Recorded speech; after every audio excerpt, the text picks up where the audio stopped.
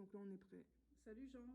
Salut, Jean Faucheur, je suis né en 1956, artiste plasticien, zoné dans les années 80 dans la rue, squattant les panneaux publicitaires de la ville de Paris principalement. J'ai monté différents projets de collectifs d'artistes, des frères Ripoulin, ensuite les collectifs unis au début des années 2000, cofondateur de l'association Le Mur, Oberkampf, et je suis l'actuel président de la Fédération de l'art urbain. Ça me donne un coup de vieux. On se lasse difficilement d'être avec soi-même, pourvu qu'on s'aime un peu. C'est toujours la même question. C'est un des derniers espaces de liberté, un des derniers espaces de relation avec le monde qui nous entoure. Les artistes sont des gens qui ont envie de communiquer avec la rue. Je ne te raconte pas comme c'est pas clair ça. En fait, j'ai été artiste urbain pendant un temps relativement court, au milieu des années 80, pendant 2 ans. Ensuite, je me suis arrêté. Ce qui m'a fait me reconnecter à la rue, ce sont les artistes que j'y ai rencontrés. C'est eux qui m'ont donné envie d'être une forme d'accompagnateur. Je pense que je dois aimer les artistes. Chaque artiste urbain a sa propre définition. L'avantage d'une fédération, c'est que tout d'un coup, on essaye de se mettre d'accord sur une définition. Pourquoi est-ce que je me suis embarqué dans toutes ces aventures? Comme ce que disait Giacometti, je vois ce que je fais en travaillant.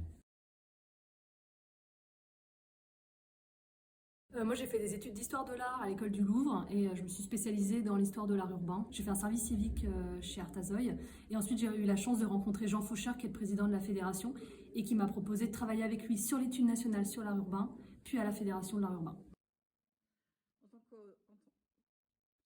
C'est vrai que c'est un gros boulot. Certes, moi je fais partie vraiment du cœur du réacteur, mais on est quand même une équipe et pour ça c'est vraiment super important. On a les adhérents, adhérentes, les membres du conseil d'administration et puis maintenant on a la chance d'être 2 en tant que salariés, donc ça permet vraiment d'assurer toutes les missions de la fédération.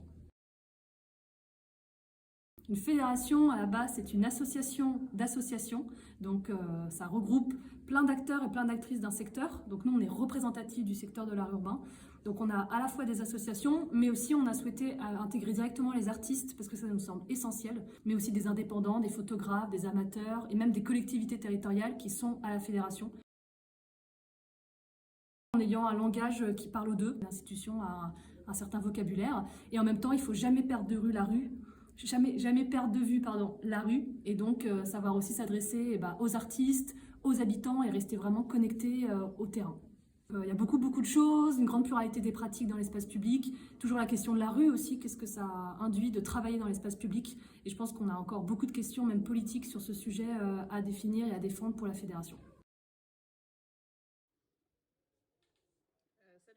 Salut.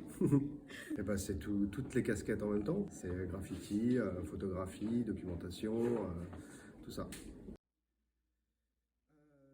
Les institutions aujourd'hui prennent beaucoup plus de place qu'elles ne l'ont été à une certaine époque, quand l'art urbain était bien moins connu, le graffiti avait vraiment cette image de vandalisme. Aujourd'hui, les choses ont un peu évolué et travailler avec les institutions, ça nous permet de développer des projets d'une autre manière, peut-être moins amateur, et d'avoir une vision un peu plus cadrée. Et dans le cas de la mémoire et de la pérennisation des archives, les institutions sont d'une grande aide dans leur méthode et dans leur soutien. Arcane est né d'un projet de la fédération, donc c'est la fédération qui a porté ce projet jusqu'à son autonomisation. Donc Arcane est devenu indépendant, mais continue à travailler main dans la main avec la fédération. C'est une nouvelle technologie qui a ses avantages et ses inconvénients. Le principal avantage, c'est la multiplicité, c'est-à-dire de pouvoir vraiment prendre beaucoup par exemple, de photographies et d'en stocker un grand nombre. Et ses désavantages, c'est peut-être la fragilité du numérique et ses modes de conservation par les biais des sauvegardes et tout ça. La documentation papier, c'est pour moi une question de génération. À l'époque où il n'y avait pas de numérique, le papier, c'était le média par le biais de la photographie, du fanzine ou du livre. L'archivage, pour moi, il participe à la mémoire et l'écriture de l'histoire d'un mouvement.